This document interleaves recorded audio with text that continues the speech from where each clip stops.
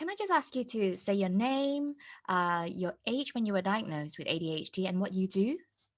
Okay, yeah. So my name's Linda, Linda Hook, and I'm 47, and I was diagnosed with ADHD in December last year, so just a couple of months ago. And my day job is I work for the local authority. I live in Suffolk in England, and I work for Children and Young People Services. And my current role, I've done lots of different roles with them, but my current role is working with educational healthcare plans. So I take information from everyone that contributes to that, and I formulate the plan. Yeah, so I worked in education and was a teacher, and did youth work, did youth projects which involved film, so I could use those skills. And Right. yeah, That's so I've really done a couple of local interest, community-based films with children, and some of that was with Suffolk County Council, but I don't do that role now. It's purely sort of office-based writing plans. Yeah, I do find that with ADHD, you have so many interests, and we're so flexible as well. So it's easy for us to fit into multiple careers, and I you know. think what a phrase that sort of I feel sort of sums me up is jack of all trades but master of none. So totally, I can turn my hand, quite easily. And my interests are everywhere as well. So I've spoken to you about, I wish I had more time so I could help you with this, or started painting again now, and or whatever anyone talks to me about, I find interesting and Mhm. think, oh, maybe I could do that. And when I was a child, if someone said, what do you want to do when you grow up, it would change daily, because I'd see a program and think, oh, I want to be a lorry driver, or I want to go and be a photographer, or I want to be, it's constantly changing, and that's just how my brain is all the time, interested in everything. That's interesting. So, how is your ADHD brain like? Like I know you spoke about how you have multiple interests and you like to take things up, as you see them. But what is going on in your mind? Oh gosh. I know. How do you begin? It just flits. It's just flitting constantly. And if I'm given something, I say if something stimulates me, it's constant. And so I have to be really careful. So if I'm working, I have to be, obviously I've got to focus on the case that I'm working on. But so for example, in a report that I'm reading, there's a condition that I've not really heard of much, I will straight away get on Google and look at everything. Now, that's understandable, you might do that, but then that will take me somewhere else. And then I go, oh, I didn't know that it was related to this. It's comorbid with this condition. Then that condition is this. And that's what my brain does constantly. So if I see, I was watching a video the other day, and a guy was explaining how it is to have ADHD. And you might look out the window and see a bird and then come back. I look out the window, see a bird, think, what sort of bird is that? Oh, I saw a bird like that when I was on holiday. And it would just go blah, blah, blah. And it's like opening, people say about having loads of windows open on your browser, Yeah, but it's exactly. every little stimulus will open another one and another one, and it just, Yeah, extrapolates. So it that's, would be great if that browser, like the task that we want to do in that browser gets finished, right? I think that is yeah, the daily yeah. challenge. Yeah. So it's just flitting, constantly sort of flitting from one thing to another. And how have you found, like, because you have held down a number of full-time jobs, right? Yeah. And how have you found that the ADHD manifests in your life? How does it look like from someone who's looking at you from the outside? Would they know? I Or- think I think the most obvious thing is being late. Yeah, Because get everyone it. who knows, and it's funny because Guilty. I've only just, I've had suggestions and thought maybe I've got it. The work that I do means that I work with, write plans for children who've got ADHD, predominantly boys whose behaviour is proving difficult. So it's now starting to come that we see girls, and but for me it's been, oh, she's always late, gets excited by things really easily, doesn't follow through on projects. So if it's personal things, I'll get all excited and I'll go and do an interview, and I'll record loads of stuff, and then that's recorded stuff will just stay. And I think I really need to go through that stuff and get it done. And unless it's my job, if it's my job, then I will do it because I have to do it. But if it's just something for me, then I found that more difficult. I think my moods can be so people might, like my son, say that I get sort of wound up by them quite easily and can snap quite easily. And then the next minute I can be having a laugh and a joke, or I can cry. I cry really easily. So, which has been really frustrating throughout my life. I've really beaten myself up because I just cry at the drop of a hat, just be, someone will say something and it's usually out of frustration because I don't feel understood. Or I feel somebody has thought I've said something and I've upset them. If I feel I've upset somebody, then I'll cry. And it's been really embarrassing sometimes because, working in a school, if I'm in a situation that I find difficult and I just, why am I crying? Why? So yeah, I think people would always say I'm very creative. I'm really good in a crisis. If I don't want to say the proverbial, but if it hits the fan, people call on me. Linda, I need this now. If you need me now, I'm there.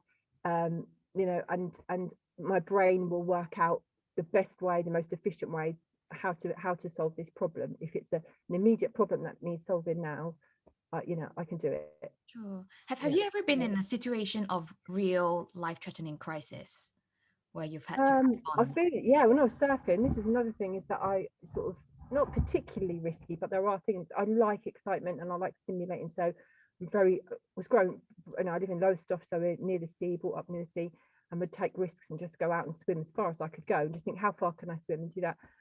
But when I was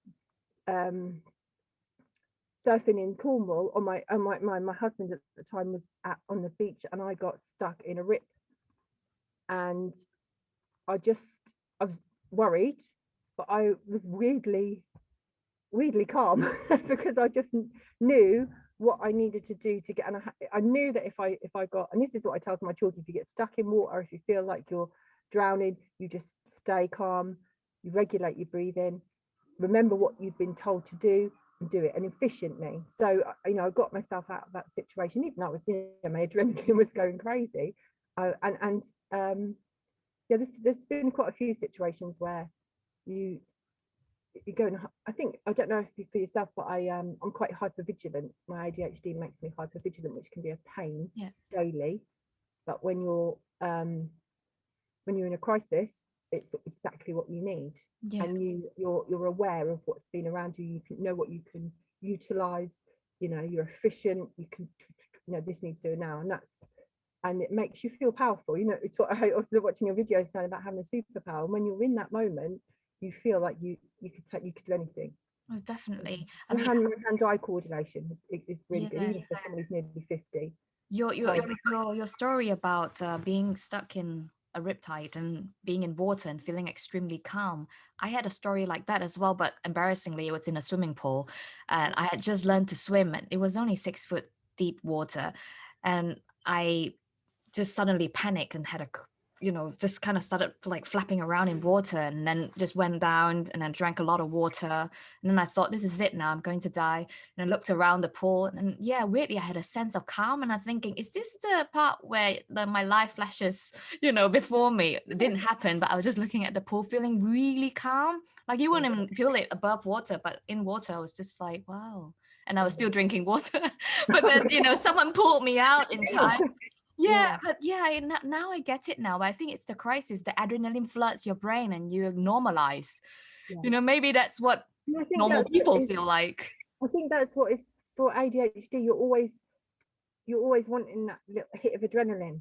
And even if it can be really simple little things. It's stimulating, but I find most things stimulating. But we're so converse, because on the end of that, I was reading something on Instagram today, and it says my symptoms of ADHD, the first 5 hours of the day I just sit and do nothing, and I could quite easily do that as well. So, but it's like one day I will be whatever you think I am, whatever you've decided that I am.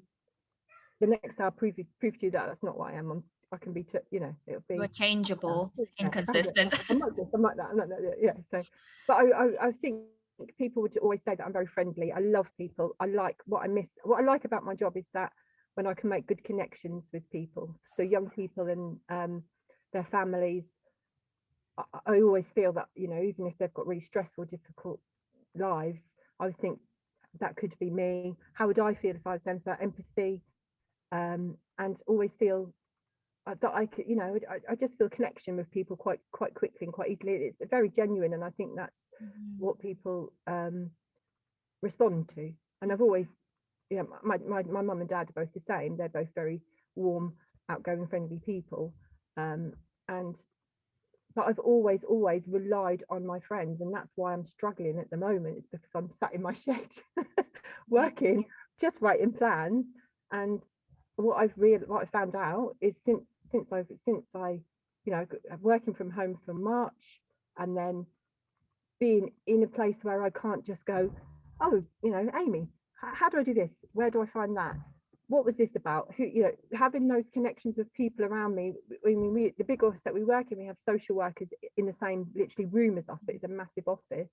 I can just get up and go and speak to a social worker, or I could, and my all through my life, I've always, I think it is um, both ways, because I give something back, but I always utilize other people. And that's when I spoke to the psychiatrist, he said that's quite, you're coping, the way you've coped through your life is to utilize other people, and not in a selfish way, but because like I said, I feel like it's a two-way thing. Yeah, But like you're equilibrating, yeah, like you kind of need somebody to kind of normalize your energy or kind of equilibrate your energy yeah, so that, yeah, yeah. Oh, and definitely. If I'm with people who are excited like me, then yeah. But it's difficult to sustain that if I'm on my own. When I'm on my own, I find that really difficult. I don't know how you are, because obviously you're doing all this, and I think, oh, I wish I look at people and think, I wish I could have your, I see your videos up and think, why don't I do that? Because I struggle on my own. well, You you know, could. I think one of the reason why I wanted to do this is the connection, yeah. and I think I came across a podcast with Ed Hallowell, the person who wrote ADHD 2.0. Okay. And he talked about how we need the other vitamin C, which is connectedness, Definitely. and that we can't just, work around in our own brain. We can literally be chasing ourselves in circles. Yeah. So I found that bouncing ideas, talking to people, with shared experiences, it really helped my mental health, and if anything, like I'll have work to do, but then I always choose to do this interview edits because I feel this passion for Yeah. it, Yeah. and I I think think I think with I'm a like that. Yeah. It yeah, is that thing, isn't it? Because at the moment, um, I I've never been particularly skilled at art, but I like do, and something that I do when I was at university. I look at my university notes, because this is went to university before I had like a little word processor, didn't have laptops and stuff. So all of my notes are written. Some of my essays are written, because that's how we did it then. But everything, all my work notes, I've got work notes here. You can see it's just scribbled all over. It's just doodles, everything, and that's. But it helps me concentrate somehow. I don't know. I've read that yeah, drawing circles can actually be very therapeutic and open parts of your brain, and that's what I'm doing. And I've since started to doodle and draw and color, and always have images in my brain of colors, and I'm very attracted to bright things. So for me, when I'm drawing, I can do it. I could do it. I could just do that and nothing else. I could yeah. sit and paint and That's therapy, isn't it? A lot of people I speak to really identify with that. They use art as a channel, where they concentrate, they hyper focus on it, and they can pour their creativity onto a piece of paper. yeah, Putting ideas on paper is really therapeutic as well. yeah, So yeah, I definitely. can understand, and I can see the amazing background you have. Yeah, well, that's actually, yeah, you can't see the rest of it, but it's color, and it's sort of like a mishmash. So That's this is, great. there are rugs on the wall, just to sort of line, and I've got old curtains on the ceiling. Got Yeah, that's my niece did sure. that photograph. Yeah. I just love color. Yeah. Apologies for my bland background. It's professional. I'm in my bedroom. No, it's very professional. I have children out there, but so it won't be possible to have a conversation otherwise.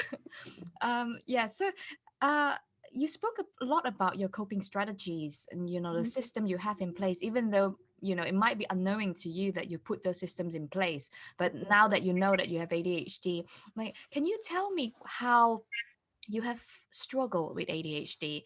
How it has been difficult for you until your diagnosis and when things I start to think, make sense? yeah, I think typically, and this is what I've heard from people who, other women that I've spoken to with ADHD, my school reports always said needs to focus on what she's doing. You know, my son, who I think, you know, my oldest son is starting to come around to the idea. Similarly, I was always interested in what everyone else was doing and didn't concentrate on what I was supposed to be doing. Everything else was a bit more interesting than what I was doing. So I think it has affected me because I've not stayed focused on one thing and seen that through, because I know if I was able to do that, I could, you know, I could get further. I haven't progressed. I did averagely well in, you know, I didn't do very well in my GCSEs at school because I got in with the wrong crowd, because being with them and doing things that I shouldn't do was more stimulating than sitting in a classroom. Went to college, dropped out of college a couple of times. I was pregnant at 18, so I was a mum at 19, single parent, and then eventually went to university. I went to college, so I went to college and did a BTEC Performing Arts, and I was really lucky because the teacher, who's a really good friend of mine now, Ian Gordon, he was like me. His brain did a similar thing to me, so I was really lucky that he was, you know, the way that he ran the course was meant that it was very practical. It was in the moment. He assessed us there and then. And he encouraged me to go to university, and no one in my family had ever been to university before. And then so I went to university, and again I was really lucky, and again who's somebody who's now one of my best friends. I met a girl called Louise, and we were chalk and cheese, but we were like yin and yang really, because what she was good at, she was organized and she got everything in on time, but she was stressed because of it. I was too laid back, left everything to the last moment. So I calmed her down and said, you know, it's not bad. And she organized me. So I got through my degree. So I've always, as long as if there's a way for me to sort of latch onto somebody and be supportive, not just be supported because I support back, I can do well. But as you get into working life, that becomes harder, doesn't it? Because you just got to go to work and do your job. And so that's always, I've never really progressed to what I feel I could do, because I've always had too much reliance on other people, and I Yeah. think that's really hard.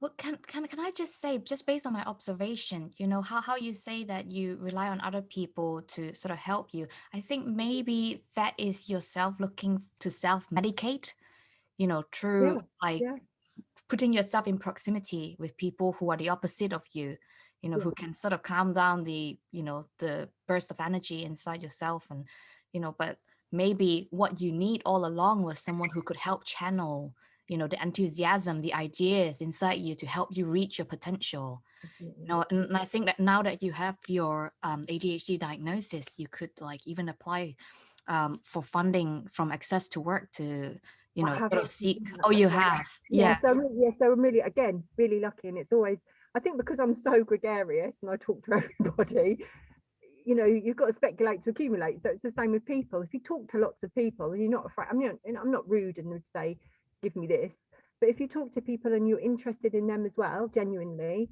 you find out things that, and I will always offer my if I can help someone, I'll always help them. But you sort of expect that back. I don't know if you're the same. You sort of like, but not in a big way. But luckily, I met a lady called Sarah Clark who worked in our in children and young people services. She got a diagnosis. She went through that process, and she's got a business, Mind Tune, and she's going to be coaching me through the Access to Work. So luckily, but that's all of this, obviously you can imagine, is just being put into place because I've only recently had my diagnosis. So, but I was really lucky because she basically helped me through all of that process, through Psychiatry UK. Had no idea. I was on a waiting list with my doctor. They said 3 to 4 years. I thought, oh, yeah, I'm nearly retired before I get a diagnosis. And she said, you know, I'm not allowed to say that you have it. She said, but you are definitely showing signs. So Mhm. she's really supported me, and I feel very lucky that she's done that. And wouldn't have known what to do, Yeah. how to navigate all of that, you know, and that and we're lucky here in the UK that it's recognised as a disability and the access to work. So I've got software packages to be put in place. Obviously, I've got 20 hours with a work coach to try and help sort out how my working day can look. But I'm lucky because obviously she's worked in children and young people services, so she knows how we work. So So someone who is just newly pursuing a diagnosis, they don't know all this stuff that, person who has tore into it for months and months, because there's so much information available just on social media itself. But when you are not even there, you're just watching YouTube videos and no one is really saying it on YouTube. And yeah, we are so lucky as well in the UK to have these resources because, like people in the States, they don't have it. And in Asia, you can forget it. yeah, yeah, yeah. I've Yeah. got a friend who I speak to on Instagram. She's only 30. I say only, but compared to me, she's only 30, and I've spoken to her about my diagnosis, and she spoke to her doctor yesterday, and because she's a teacher, the doctor said that totally dismissed her and said, you're functioning, you're able to, you've got a degree, you're a teacher, what are you worried about? Just carry on what you're doing. And she said similarly to me, I was diagnosed with generalized anxiety disorder. Mhm.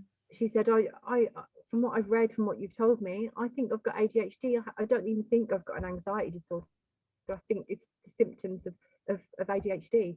And so I had to sort of help her and say, you need to get another opinion, you need to speak to another doctor, and you need to say, it's not good enough to just dismiss me in this way, and I want to be taken seriously. But it's difficult because, all of these things that we get told throughout our lives about being lazy or you're just putting it on, and I'll just get on with it. Those little voices are always there, I mean, and the thing is, if anyone wants to go and pursue a diagnosis, they pretty much have to empower themselves with the knowledge, or what ADHD is like in order to educate their GP, because their GP don't have the specialist knowledge, And I've heard of psychiatrists themselves who only got diagnosed at the age of 55. The psychiatrists who have ADHD do not even see it in themselves because they don't know about it. So it's only very recently, over lockdown, the pandemic, that there is this huge realization that people can't actually cope with the existing system. And that's I why think that's you're right. I think that's exactly what happened to me. So I think it heightens your symptoms, doesn't it? Because you're like me. If you're like me, and you, I would never ever work from home. We were allowed to work from home in our job, but I would say to my boss, now I need to come to work, be at my desk, have the people and resources around me that I need to do my job. If you put me at home, I'm at home, I'm doing home stuff.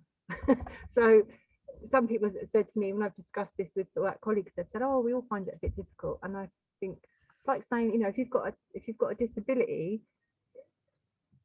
sort of you've got to say, yeah, well, it's the same as I'm getting the same as you, but this disability makes it even harder for me, yeah, and it's with work that's sort of that's right, because it's invisible, yeah, you can't I'm see it. happy, I'm okay because I'm happy, and that's how I look outwardly. I'm happy, I just get on with it, and I make a joke all the time, and that's how I am.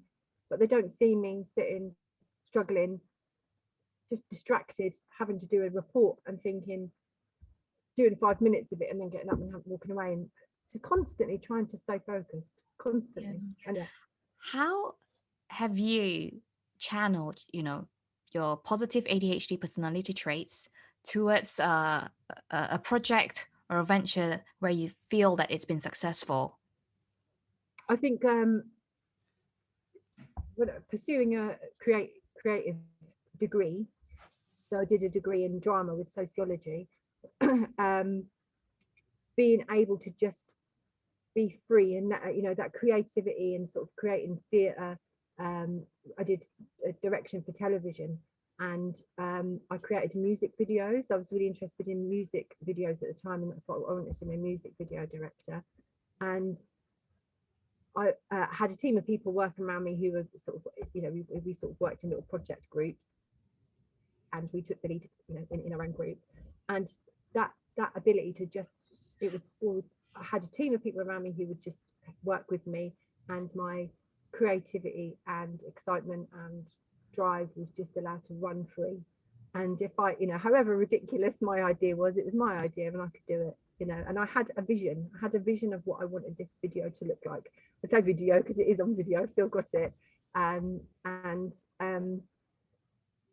I became I was perfectionist. I wanted it exactly to look exactly how I wanted it and how I saw it in my head, and that's what I see a lot. A lot of the time, my brain is filmic. I don't know if you get this. Like little films go on in my head, Yeah. and that. So for me, making music videos, that seemed like the ideal thing. And I've made a couple for friends recently, not more recently, but for me, it just seemed like having these little films and being creative and just being free, having that freedom to do what I wanted to do creatively was the best time of my life. It really Oh, was. wow. Yeah, it's that's it, isn't it? We just need to be in a role that sort of makes us think on our feet, and channel all our creativity into one place. And then you can see the finished products, and you get this sense of pride, like, because you've put in all your efforts and, that you could make it really good and you could see the Yeah, I result. think it's like, sorry, I always interrupt. I get excited. So I don't let people finish, but I don't know if I know that's a typical thing. But with the job I do now, it's it can be quite boring, but I'm not afraid to say when I don't think things are being done as well as they could be. Even though I'm very disorganized and untidy and a bit disheveled, I can usually see a more efficient way of doing things. And I'm not afraid to say, actually, why are we doing it like this? Can't we do it better? We can do this better. So I think that confidence, because I know a lot of people with ADHD aren't very confident, and I think that's something that's grown, because as a child I was very painfully shy, wouldn't talk to anybody. But I don't know if it's the ADHD that's gradually had the coping strategies that I've had by working with people and being with people has made me more confident. But if I think something needs changing and we could do better, then I'll say so. So I think that's, I mean, maybe a part of it also is the training that comes from being a mother. You're used to telling people what to do, being the strategist of the house. but my children, I've got an adult son, so he's 28, and we're very similar. For some ways we're completely different, but when it comes to, we've both, and my mum. So my mum worked in a bar. I worked in a bar when I was 18. My son works in a bar now. And what it is about bar work is it's fast paced. My son, and I was the same, I can be pulling a pint here, I can go and get a glass of wine, I can go and take this, I can do that, I can do it all at once, and it's fast, and I can be efficient, and I can do it quickly, and I can do it better than anybody else, so, because my brain, I'm good at having all those different tabs open, and I can still be having a conversation with somebody while I'm still doing all those things, because once you're constantly aware of what's going on around you, and you know where this thing is, and your hand-eye coordination is good. Yes. So it's just it's not great that bar work doesn't pay very much, because because my son says, sometimes, he's good at his job and he can carry other people. If there's new starters, he said, I can carry a shift because I can do it with my eyes closed. I mean, I've worked in factories. I worked when I first left school. We live in quite a deprived area, so factory work was all there was. And within no time, I was the fastest person doing that, because my hand-eye coordinate, and I could be doing the work, I'm talking to somebody, because my hands would just do, Yeah. but I'm a lot like you in that way, because my mum has always said to me that you just work really fast, and everyone I've worked with say the same thing. But like, yeah, I work really fast, but where has that got me to, today? But here's to the next decade or the next half. I feel sort of, yeah, that it's thinking, for me, obviously I'm nearly 50, not far off it, I'm nearly 48 in a few weeks, and I think I've still got time to sort of like try to help empower other people, even if it's just to help my son, both of my sons, because I think my younger son's probably got it as well. Yeah. Just to say, this is how it can be. You need to recognize this in yourself and get the support, because so I'm not being important. educated at the moment. I'm considering that, just doing a bit more research on that, but I probably am going to try medication. But for them, my son is brilliant. My oldest son, both of my sons are brilliant, but my oldest son is absolutely brilliant. He was always one of the most able children in school. He's working in a bar, which is fine because he's good at it, but he's never been sure about what he wants to do, because he wants to do everything. Yeah, that sounds familiar. Kids do everything. Well, he could just It's go not and really try suitable. them. It is. He could just go and try and do them, right? Yeah, but it's finance. Finances, he's got a child as well. So I'm a grandma now, so he's got a child. So it's if you've got money, and that's the thing, if you're financially able, you can just go, well, actually, I'll go and do this today, or actually, I'm fed up of doing that. I'll go and do that. We don't have that luxury, we just have to get on and do pay the mortgage, feed the kids, and plod on in your in your day job. Yeah, And I just do the find same. that, I have multiple jobs on the go, and people have said to me, there's nothing stopping you from, whilst you do your full-time job, to also do something on the side, start really small. The most important thing is to start it, and you never know where that's gonna go. Yeah. So, but I completely understand with child responsibilities and all that. But for some reason, they do say that men with ADHD don't get so bogged down with family responsibilities as much as women, I wonder and I why wonder that why that is, because there's always this is. expectation. There is the expectation that women has to do, the child rearing bit more than men, right? Well, I'm on my own, so I don't have any choice. So, but, but my youngest son's 18 now. He sort of pretty much looks after himself, and obviously he's at home. He's not back at college until a couple of weeks. But so I have got that. It's sort of coincided. I've got the ADHD diagnosis, but I've also got a bit more freedom now, so I can hope, obviously, when lockdown and things get easier. But I do have that opportunity to sort of say, right, come on, what am I going to do?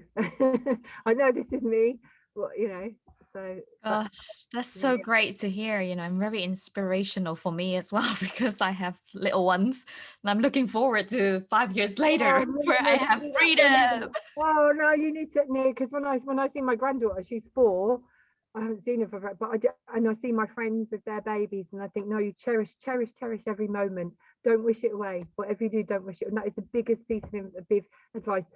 Just do not wish your children older, because I wish my son was so little that he would just wants to creep into bed and give me a cuddle. Now he's 6'7", Wow. massive, and he's like, So and I remember the days when he would just creep in and go, "Mum, can I get in your bed?" Yeah, So I get it. I'm completely with the still trying to appreciate them as they are. it's You hard. know. It is, yeah, Yeah. it is hard when they're little. You're just busy. Yeah. Yeah. But I suppose like you always want what you don't have, you know. That's so true. Yeah, it's so true. I can remember when I used to get in my bed all the time thinking, oh, it's just like I have a night on my own. No. So yeah, it is just, uh, and it comes, when you've had it all, you realise what you've had. So Yeah. I think hindsight's the thing, isn't it? Yeah, but Yeah, I'm happy for you. You have the chance now to reevaluate what you can do, and yeah, have the freedom to do it as well. That's yeah. really good for you. And these connections, so with Instagram, obviously got to meet you on Instagram, and so many other connections, and just um just it's so nice to know that there is a community. And that, I mean, because obviously in your daily life, people just don't have that understanding. That they quite can be dismissive, but Mm. that you haven't got to feel like that when you're talking to somebody who's part of the ADHD community. You just feel completely safe to be yourself. Yeah, we are the same tribe, the same hunters. Yeah, But yeah, thanks so much, Linda. Thank you so much for sharing definitely. your experience and all this insightful inspiration as well, for your ADHD superpowers. It's been really lovely talking to you. It's been great to meet you. I'm glad to meet you, Yeah, and I'll yeah. keep following and And see. I'm always on Instagram for any chats that you want to have as well. And yeah, Yeah. yeah, maybe work with you at some point as well, since we're in the same Yeah. industry. Well, I was thinking it'd be nice when we can meet up, just to say, let's everyone just meet in a park somewhere. Just go. Yeah, That would be so nice, just that to would be sort of. brilliant. Yeah. Yeah. All right. I hope you have a lovely day, Linda. All right. Thank you so Thank much for you. your time. Okay. Okay. Thank you. Bye. Cheers.